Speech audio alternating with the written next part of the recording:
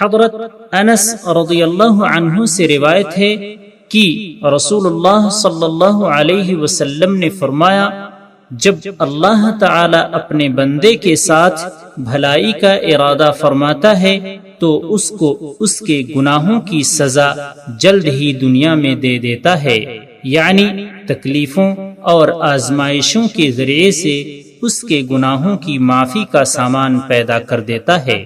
اور جب اپنے بندے کے ساتھ برائی کا ارادہ کرتا ہے تو اس سے اس کے گناہ کی سزا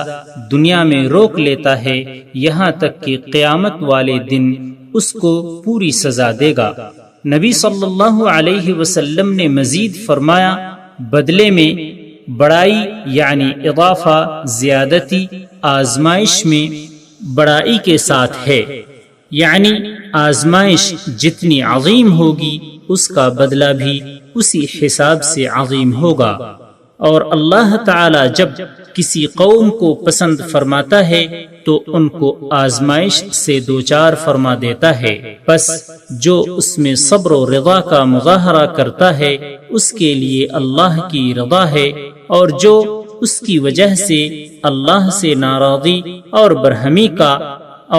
برہمی کا اظہار کرتا ہے اس کے لیے اللہ کی ناراضی ہے۔ اس کو ترمذی نے روایت کیا اور کہا اس کی سند حسن ہے۔ حضرت ابو ہریرہ رضی اللہ عنہ سے روایت ہے، رسول اللہ صلی اللہ علیہ وسلم نے فرمایا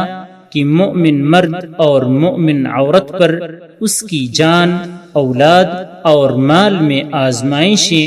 آتی رہتی ہیں، جن سے ان کے صغیرہ گناہ معاف ہوتے رہتے ہیں اور کبیرہ گناہوں سے مومن ویسے ہی اجتناب کرتے ہیں،